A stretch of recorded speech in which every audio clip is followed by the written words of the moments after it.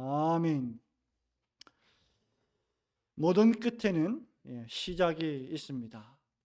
우리는 불과 이틀 전에 송구 영신 예배를 드렸습니다. 2021년의 마지막을 예배로 끝냈습니다.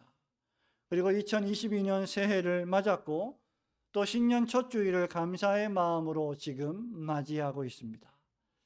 어떤 의미에서 우리가 끝이라고 부르는 모든 것에는 새로운 시작이 있고 그 끝이라고 부르는 것은 새로운 시작을 의미합니다. 졸업이라고 하는 것은 그 자체로 끝이 아니고 새로운 시작을 알리는 신호탄과 같습니다. 또 직장 생활이나 사업에서 또 여러 가지 일에서 은퇴하는 것 역시 끝이 아니고 은퇴 이후에 새로운 삶이 시작이 됩니다. 우리는 과거 옛날인 2021년을 뒤로하고 새날인 2022년을 맞이했습니다.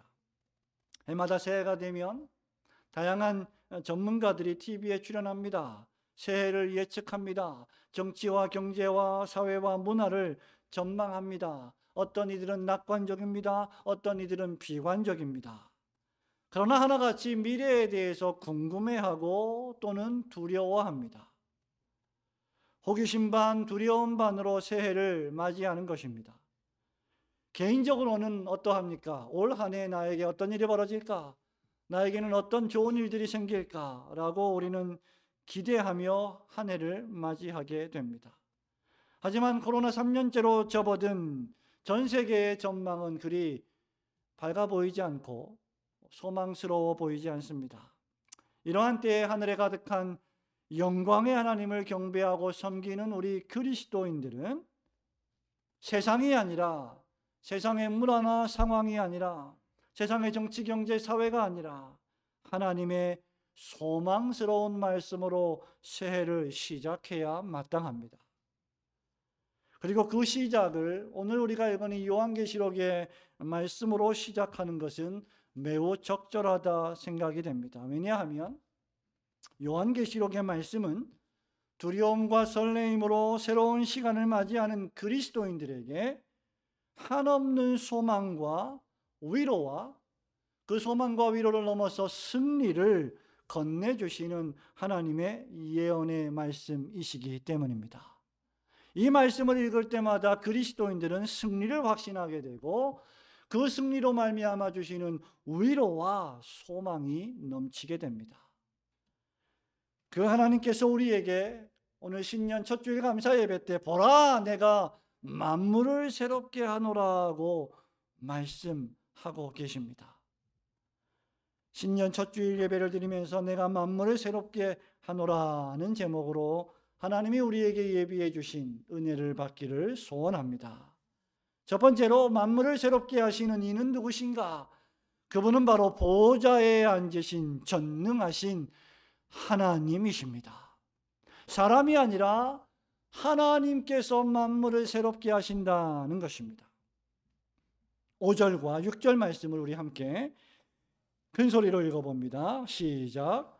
보좌에 앉으신 이가 이르시되 보라 내가 만물을 새롭게 하노라 하시고 또 이르시되 이 말은 신실하고 참되니 기록하라 하시고 또 내게 말씀하시되 이루었도다. 나는 알파와 오메가요 처음과 마지막이라. 내가 생명수 샘물을 목마른 자에게 값없이 주리니. 아멘.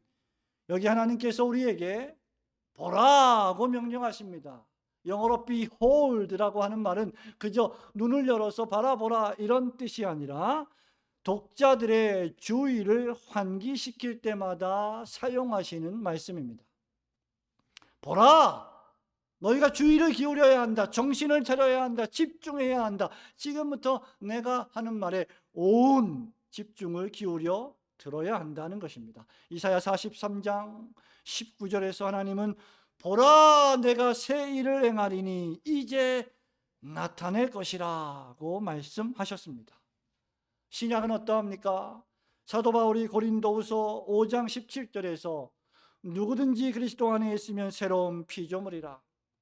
이전 것은 지나갔으니 보라 새 것이 되었도다 라고 말씀했습니다. 지금 하나님께서는 우리에게 눈을 크게 뜨고 마음을 열어서 주의를 환기시키고 말씀을 들으라고 명령하시는 것입니다. 그것이 무엇입니까? 바로 여호와 하나님께서 만물을 새롭게 하신다는 말씀입니다. 여기 새롭게 한다는 말은 완전히 다르게 바꾸신다는 뜻입니다. 한 번도 들어보지도 또 눈으로 보지도 못했던 새로운 신상품으로 만든다는 것입니다. 무엇을 말입니까? 만물을 말입니다. 여기 만물은 우리가 살고 있는 이 땅, 우리가 바라보는 하늘, 산, 바다, 여러분이 보고 있는 달과 태양, 온 우주와 그 가운데 존재하는 모든 것을 가리킵니다. 이것을 가리켜서 1절에서는 새 하늘과 새 땅이다 라고 했습니다. 하나님께서 창세기 1장에서 만드셨던 처음 하늘과 처음 땅과 처음 바다와는 완전히 질적으로 다르고 새로워진 변화된 하늘과 땅입니다. 그런데 하나님께서는 우리가 살고 있는 이 하늘과 이 땅을 완전히 새롭게 갱신하시고 재창조하십니다. 그렇기에 사도 요한은 2절에서 거룩한 성 새 예루살렘이 하늘에서부터 내려오는 것 같아 보인다라고 이 새롭게 하시는 만물에 대하여 설명하고 있습니다. 중요한 것은 하나님께서 죄와 악과 질병과 저주와 죽음으로 물든 이 세상과 만물을 마침내 완전히 새롭게 바꾸신다는 것입니다. 성도 여러분, 해마다 선거철이 되면 정치인들이 앞다투어 공약을 발표합니다. 여러 가지 약속들을 내세웁니다. 내가 대통령이 되면, 내가 국회의원이 되면 이렇게 저렇게 하겠습니다. 올해 우리는 대통령 선거를 앞두고 있습니다. 그들은 앞다투어 나라를 바꾸겠다, 나라를 바로 세우겠다라고 말합니다. 하지만 여러분, 그들이 내세우는 공약이라는 것은 그저 무엇입니까? 새로운 대한민국을 만들겠다, 부동산을 안정시키겠다, 집값을 잡겠다, 일자리를 늘리겠다, 청년들 대책을 세우겠다 등입니다. 하지만 그런 것들도 집권하고 나면, 또 국회의원이 되고 나면 선거 때가 돼서야 비로소 약속할 뿐, 되고 나면 잘 지키지도 않는 것을 우리는 이미 여러 차례 목도하고 있습니다. 왜냐하면 그 사람들은 그럴 능력이 전혀 없기 때문입니다. 그럴 능력이 없는 부패한 죄인들이기 때문입니다. 거짓말을 밥 먹듯이 하는 사람들이기 때문입니다. 하지만 여러분, 하나님이 새롭게 하시는 것은 그저 정치나 경제나 문화가 아닙니다. 하나님은 만물을 새롭게 하십니다. 하나님은 온 우주를 새롭게 하십니다. 그리고 이 말은 신실하고 참되니 기록하라고 자신만만하게 명령하고 계십니다. 내가 만물을 새롭게 할 것이다, 나는 그렇게 할 능력이 있다라고 우리에게 약속하시는 것입니다. 저는 지금부터 약 25년 전에 생애 최초로 서울시 강서구에 조그마한 빌라를 소유하게 되었습니다. 생각해보니 제가 집주인이 되어 있었습니다. 한 번도 집을 가져본 적이 없다고 생각했는데 집을 가진 적이 있었습니다. 크지 않은 평수였지만 우리 가족이 살기에 아담하고 안락한 새 집이었습니다. 그때는 제 막내가 태어나지 않을 때였습니다. 제 둘째가 아주 갓난아기였을 때입니다. 더 이상 이사를 다니지 않아도 된다고 하는 생각에 얼마나 기뻤는지 모릅니다. 더욱이 새 집이었기 때문에, 여러분 새 집에 들어가면 얼마나 흥분되고 기쁩니까? 물론 뭐 프로말데히드 같은 그런 물질들도 있어서 한동안 고생을 당하긴 하지만 그런 것들을 다 빼고 나면 새 집은 얼마나 행복하고 안락한 곳입니까? 새 집이었기 때문에 정말 행복하고 기뻤습니다. 물론 그 이후에 가난한 전도사 사역을 하면서 빚이 늘어나고 그 결과 집을 팔고 전세로 월세로 전전하기는 했지만 지금까지 제 기억 속에 내 집이다, 우리 집이다라고 하는 좋은 기억으로 남아 있습니다. 성도 여러분, 새 집이란 그렇게 좋은 것입니다. 새로운 것은 언제나 참 좋은 것이라고 우리가 알고 있지 않습니까? 그런데 우리 하나님께서 우리가 살 새 집 정도가 아니라 아예 온 우주와 만물을, 우리가 거닐고 활보하는 모든 공기와 대기를 완전히 새롭게 바꾸십니다. 물론 우리가 살 집도 준비해 놓으시지요. 요한복음 14장 1절부터 3절에서 우리 예수님이 이렇게 말씀하셨습니다. 너희는 마음에 근심하지 말라. 하나님을 믿으니 또 나를 믿으라. 내 아버지 집에 거할 곳이 많도다. 그렇지 않으면 너희에게 일렀으리라. 내가 너희를 위하여 거처를 예비하러 가노니 가서 너희를 위하여 거처를 예비하면 내가 다시 와서 너희를 내게로 영접하여 나 있는 곳에 너희도 있게 하리라. 믿으시기를 주님의 이름으로 축원합니다. 만물을 새롭게 하시면서 우리가 거할 집도 새롭게 준비해 주시는 하나님께서 바로 하늘 보좌에 앉아서 우리를, 온 세상을 통치하시는 우리의 아버지가 되십니다. 하나님은 6절에서 이런 자신을 알파와 오메가라고 말씀하십니다. 처음과 나중이라고 말씀하십니다. 이 말씀은 하나님께서 창조자이시요, 하나님이 지으신 모든 만물을 지금도 완전하게 통치하고 계시고 마침내 그 목적대로 심판하실 심판자이심을 뜻하고 있습니다. 바울은 로마서 11장 36절에서 이런 하나님을 향하여 이렇게 노래한 바 있습니다. 만물이 주에게서 나오고 주로 말미암고 주에게로 돌아갑니다. 영광이 그에게 세세에 있으리로다. 아멘. 그런데 여러분, 여기 내가 만물을 새롭게 하노라 하는 이 말씀은 야, 지금은 아니야, 내가 앞으로 새롭게 할 거야, 내가 잠시 후에 새롭게 할 거야 라는 미래 시제로 기록되어 있지 않습니다. 현재 시제로 되어 있습니다. 하나님은 만물을 지금 새롭게 하시고 계십니다. 하나님은 우리의 마음을 바꾸심으로 그렇게 하십니다. 우리의 죄를 회개하고 예수 그리스도를 진실되게 영접한 모든 성도들은 하나님의 성령이 거하시는 성전이 되고 그 결과 하나님의 나라가 마음속에 시작된 하나님의 자녀들이 됩니다. 그들은 믿음으로 말미암아 자기 마음속에 시작된 하나님의 나라를 이미 경험하고 있습니다. 그리고 장차 완성될 하나님의 나라를 소망하며 이 지상을 하루하루 살아가게 되는 것입니다. 비록 지금은 이 세상이 여러분이 호흡하고 말하고 행동하며 살아가는, 여러분이 만나는 이 사회의 구조에 많은 거짓과 위선이 판을 치고 있지만 하나님께서 새롭게 변화시켜 주신 성도들과 진실한 교회들을 통하여 마침내 온 세상을 새롭게 하여 주실 것입니다. 그러므로 신자들은 연말이 다가오고 송구영신 예배를 드리며 새해 첫 주일 예배를 드릴 때, 해마다 새해가 시작될 때마다 이 한 가지 사실을 기억해야 합니다. 마침내 하나님께서 우리 안에 우리의 마음을 새롭게 하신 하나님께서 이 모든 만물을 새롭게 하여 주실 것이다. 우리를 새롭게 해주신 하나님이 온 우주와 만물도 마침내 새롭게 하셔서 우리에게 주실 것을 굳게 믿고 소망하며 살아가시는 성도들이 되시기를 주님의 이름으로 축원합니다.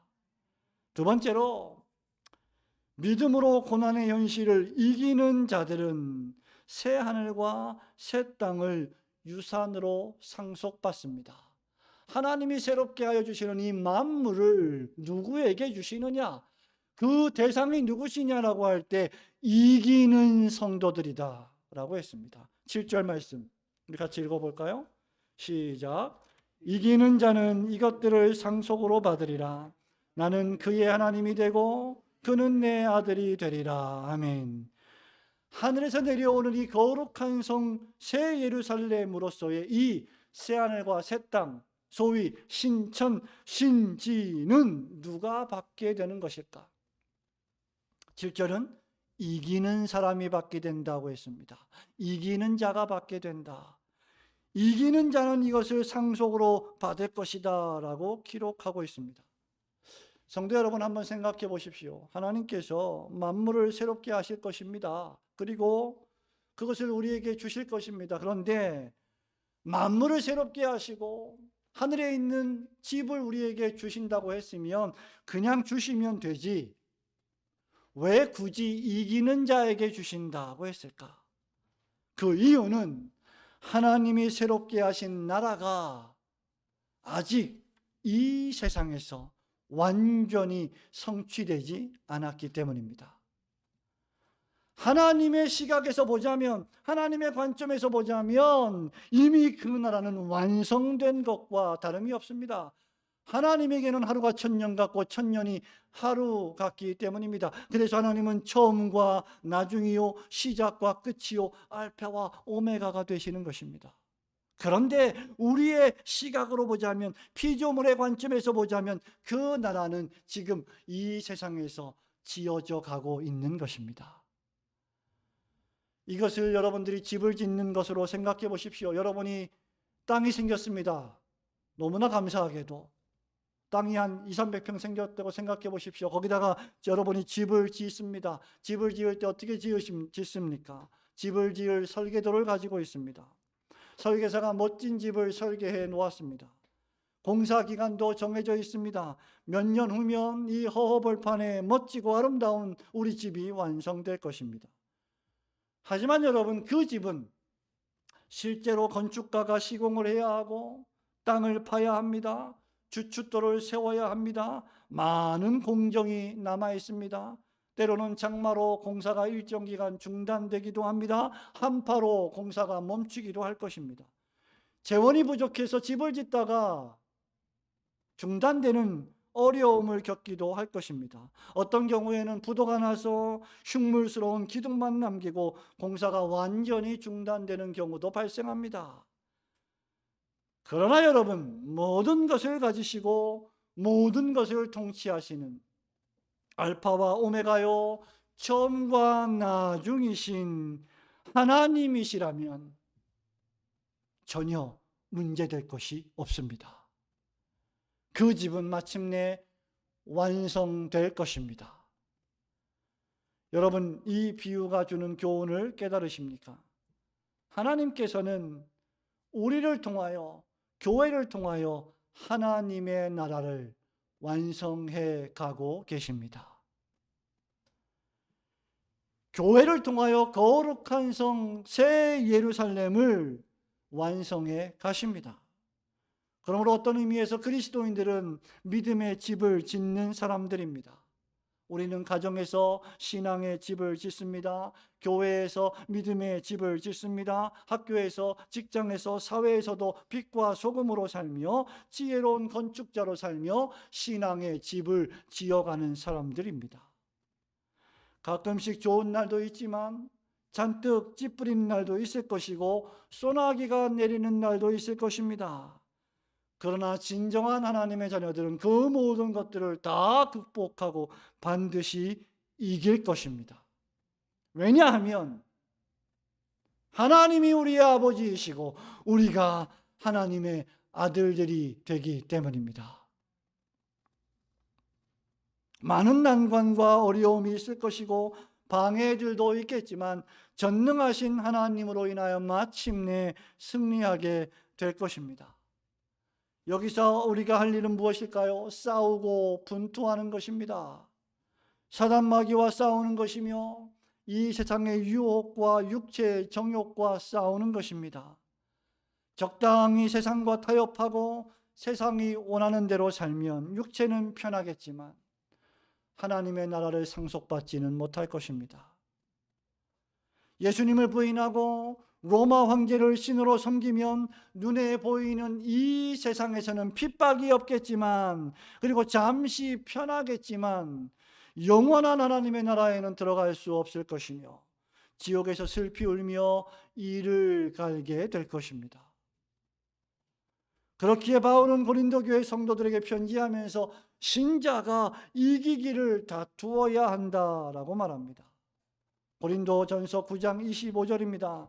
이기기를 다투는 자마다 모든 일에 절제하나니 그들은 썩을 승리자의 관을 얻고자 하되 우리는 썩지 아니할 것을 얻고자 하노라. 성도 여러분, 우리 예수님을 보십시오. 우리 예수님은 아무 싸움도 싸우지 않고 거룩한 성 새 예루살렘의 왕이 되신 것이 아닙니다. 우리 주님은 사람의 몸을 입고 이 땅에 오셔서 마귀의 여러 가지 시험을 받으셨습니다. 굶주리셨습니다. 고통을 당하셨습니다. 수많은 고난을 자초하셨습니다. 십자가를 지셨습니다. 우리 예수님도 할 수만 있거든 이 십자가를 내게서 지나가게 하시옵소서라고 기도할 정도였습니다.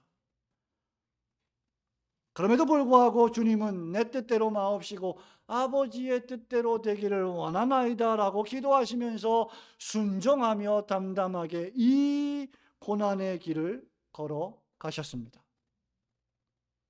바로 이렇게 하나님을 의지하며 고난을 통과하고 내 안에 남아있는 죄와 죽음과 싸우며 이기는 자마다 하나님의 나라를 상속받게 될 것입니다.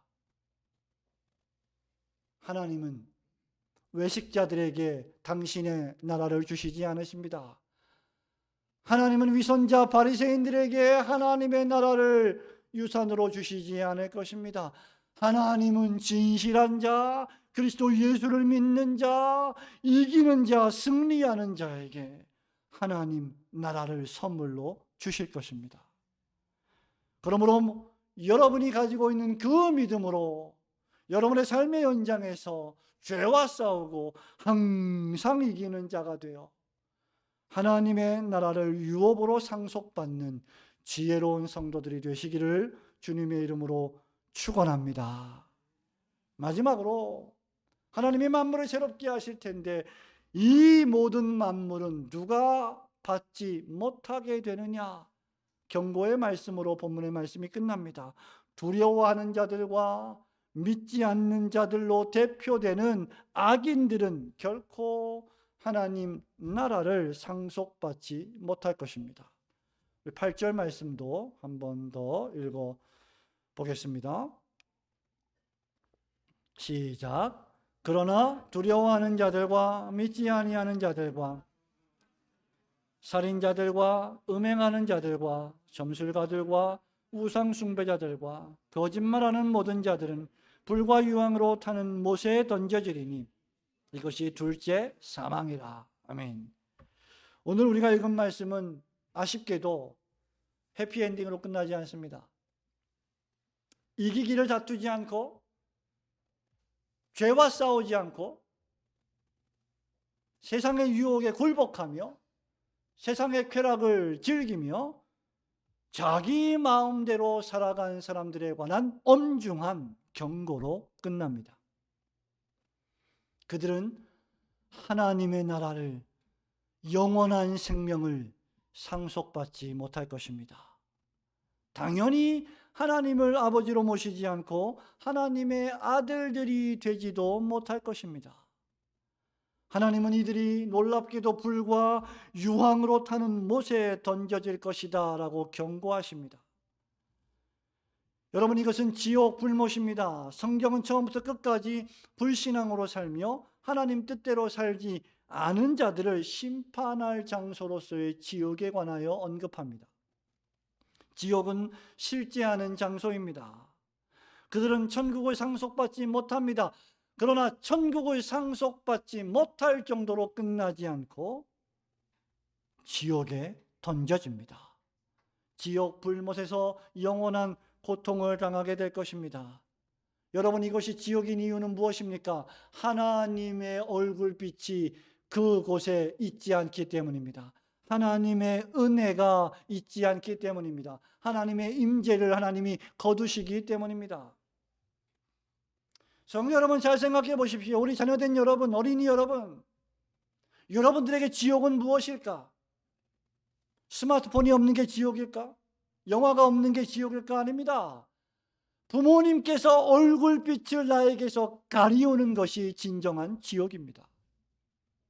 부모님의 사랑이 임하지 않는 곳, 부모님의 관심과 보호가 임재하지 않는 곳, 그것이 바로 지옥입니다. 하나님의 임재가 없는 곳이 지옥이라는 말입니다. 이곳에 던져질 자들이 누구입니까? 첫째로 두려워하며 믿지 않는 자들입니다. 여러분, 이 사람들은 교회 밖에도 있고 교회 안에도 있습니다. 불신자들 가운데도 있고 믿는다고 하는 사람들 가운데도 있습니다. 이 사람들은 하나님을 두려워하기보다 사람들을 더 두려워하는 자들입니다.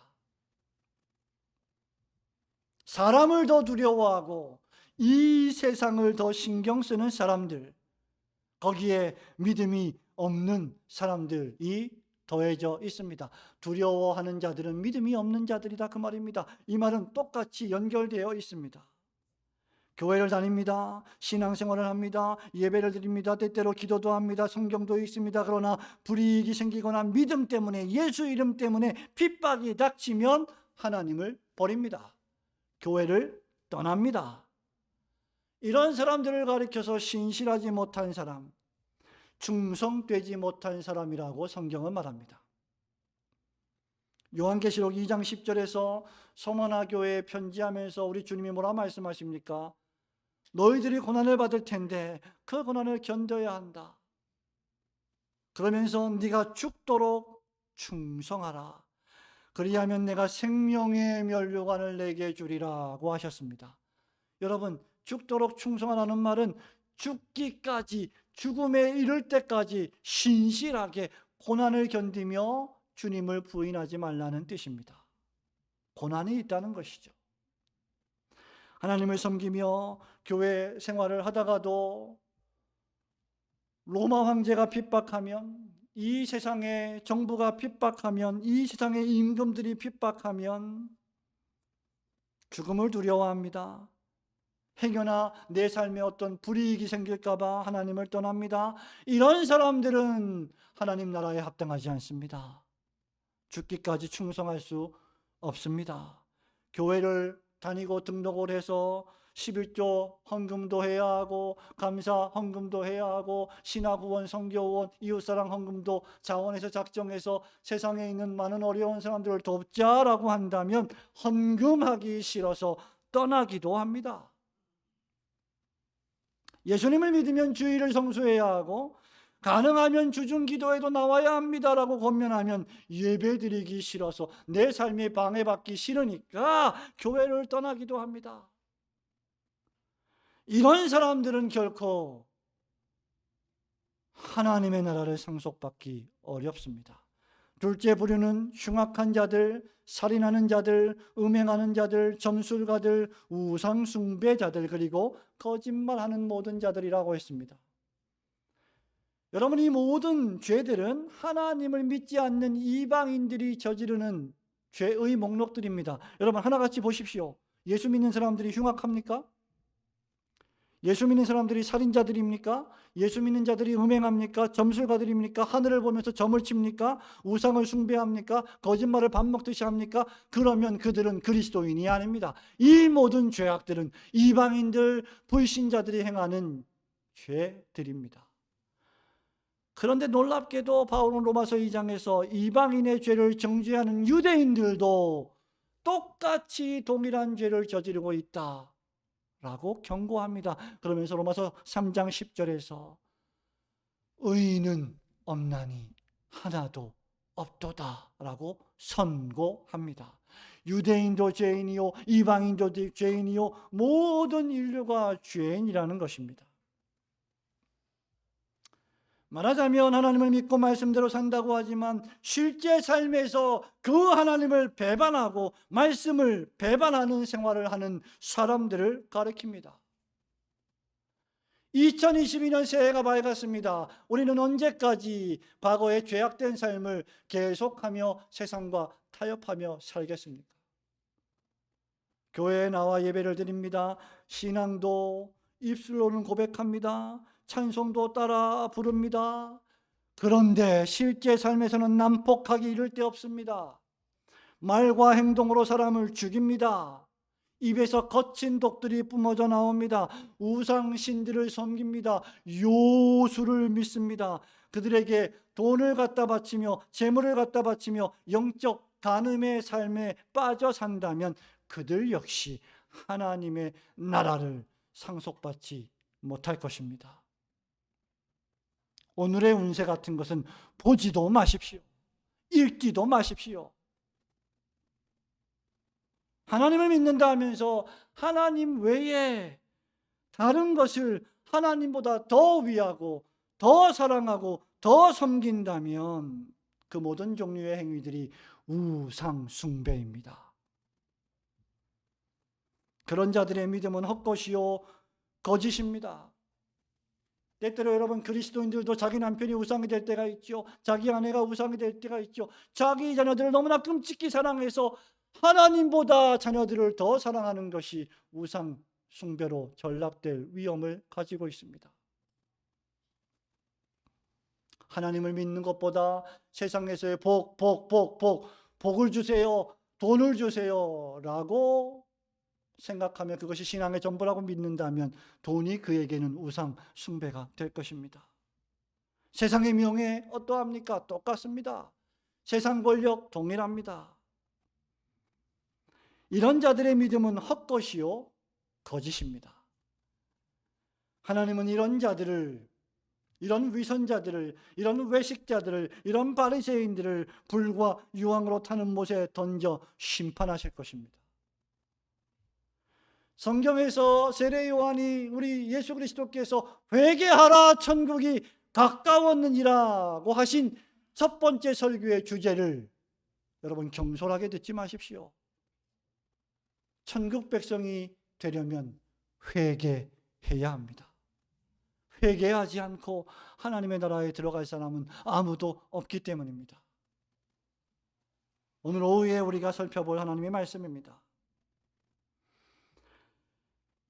택함 받은 신자들이, 교회를 다니는 신자들이 이런 삶을 살아간다면 어떤 일이 벌어질까? 하나님은 회초리를 드십니다. 회초리로 때려서라도 거룩한 아버지의 사랑의 징계, 즉 교리적인 용어로 부성적 징계를 통해서 그들을 고치실 것입니다. 왜? 내 아들이기 때문입니다. 거룩함을 따르지 않는 자는 아무도 주를 볼 수 없고 하나님의 나라는 거룩함이 없이는 들어갈 수가 없기 때문입니다. 그러나 참되고 진실한 성도 여러분, 하나님께 감사하시기 바랍니다. 하나님께서는 우리의 이 더러운 농마 쪼가리를, 우리의 그 불의한 의를 다 벗어버리게 하시고 예수 그리스도의 거룩한 의의 흰옷을 입혀주셨습니다. 우리 위에 흘려주신 주님의 보혈의 공로로 우리는 거룩한 성 예루살렘에 들어갈 자격을 얻었습니다. 이것이 없다면 여러분의 의와 여러분의 선한 행실과 여러분의 공로로는 절대로 하나님의 나라에 들어갈 수 없을 것입니다. 그곳에는 다시는 죽는 것이 없습니다. 본문 4절 말씀에 눈물이 없다고 했습니다. 아픈 것도 없을 것입니다. 곡하는 것도 없을 것입니다. 성도 여러분, 오늘 찬송을 부르는데 저는 마음의 소원이 있다면 참 노래를 잘 부르는 것이 제 소원 가운데 하나입니다. 안경을 안 쓰는 것도 제 소원 가운데 하나이고, 그러나 이 세상 살면서 그것은 불가능할 것 같습니다. 오늘 노래를 부르는데, 찬송을 부르는데 고음이 얼마나 안 올라가든지 마음속에 근심, 이건 아까보다 좀 낮은 음인 것 같아요. 제가 볼 때 정말 첫 주일부터 아주 숨이 가쁠 정도로 찬송을 불렀습니다. 그러나 거룩한 성 예루살렘에는 그럴 필요가 없습니다. 부르고 싶은 대로 마음껏 고음을 지르면서 기쁘게 주님을 찬양하는 나라, 시작일 것이기 때문입니다. 더 이상 눈이 침침하지 않습니다. 더 이상 무릎이 쇠하지 않습니다. 날씨가 추우면 더 이상 온 몸이 아프지 않을 것입니다. 처음 것들이 다 지나갔기 때문입니다. 그러므로 이 세상이나 이 세상의 우상들을 두려워하지 마십시오. 오직 우리 영혼과 육체를 모두 지옥불에 던지실 수 있는 하나님만을 참되게 두려워하시고 날마다 말씀과 기도로 거룩을 추구하시는 성도들이 되시기를 주님의 이름으로 축원합니다. 사랑하는 우리 올거든 교회 성도 여러분, 말씀을 맺습니다. 우리는 세상을 두려워해서는 안 됩니다. 여기 지옥 불못에 던져지는 자로서의 두려워하는 자라는 원어의 뜻은 8절에 두려워하는 자의 원어의 뜻은 coward, 겁쟁이란 뜻입니다. 신자는요, 겁나는 일이 많이 있어도 겁쟁이가 되어서는 안 됩니다. 우리의 믿음이 억압당할 때, 우리가 세상에서 유혹을 받을 때 더욱 담대하고 용감하게 예수 믿는 편에 서야 합니다. 그리스도 편에 서야 합니다. 하나님의 말씀의 편에 서야 합니다. 여러분, 우리는 그렇게 할 수 있는 힘이 있습니다. 왜? 그리스도 예수께서 우리의 구세주이시기 때문입니다. 그러므로 그리스도를 따르려면 믿음의 용기가 있어야 합니다. 여러분의 용기가 아닌, 세상의 용기가 아닌 그리스도께서 주신 용기 말입니다. 기껏해야 우리의 몸은 죽여도 영혼은 능히 죽이지 못하는 세상 사람들을 두려워하는 겁쟁이가 되어서는 안 됩니다. 왜냐하면 겁쟁이는 하나님의 나라를 상속받지 못할 것이기 때문입니다. 보좌에 앉아 만물을 새롭게 하시는 하나님께서는 우리 안에 내주하시는 성령님으로 말미암아 우리 마음을, 여러분의 마음을 이미 새롭게 하셨습니다. 우리 마음에 하나님의 나라 천국이 임했습니다. 그러므로 얼굴을 피세요. 미소를 띄우세요. 주님을 생각하세요. 하나님의 나라를 소망하는 그리스도인들이 왜 그렇게 자주 슬픈 기색을 띠며 우울하고 절망한 기색을 띠는 것입니까? 천국이 임했습니다. 우리 마음 안에 우리의 삶의 왕이 되신 그리스도 예수께서 좌정하고 계십니다. 주님이 마침내 만물을 새롭게 하시려고 높이 들린 보좌에서 다시 한번 이 세상에 오실 것입니다. 그때에는 천군 천사를 대동하여 오실 것입니다. 우레와 천둥 치는 소리와 함께 오실 것입니다. 그때 처음 땅과 처음 하늘은 사라질 것이고 새하늘과 새 땅으로 갱신되어 완전히 변화될 것입니다. 그리고 그날에 우리는 하나님이 예비하신 참된 안식에 들어가게 될 것입니다. 그리고 매 주일마다 예배를 통하여 그 새하늘과 새 땅에서의 평안과 축복을 우리는 지금 미리 맛보고 있습니다. 다시 한번 기억하시기 바랍니다. 모든 마지막은 새로운 시작을 의미하고 새로운 시작은 마지막을 향해 달려갑니다. 2021년이 끝났듯이 2022년도 끝날 것입니다. 2022년 새로운 한 해는 그리고 완성될 하나님의 나라의 구속 역사를 향하여 힘차게 달려갈 것입니다. 새로운 한 해에 하나님을 두려워하고 참되게 경외하시는 성도들이 되십시오. 주님과 함께 고난받기를 각오하며 믿음의 전투에서 이기는 자가 되어 마침내 우리 모두가 다 한 명도 빠짐없이 하나님의 나라를 상속받는 승리자가 되시기를 주님의 거룩하신 이름으로 축원합니다. 우리 다 함께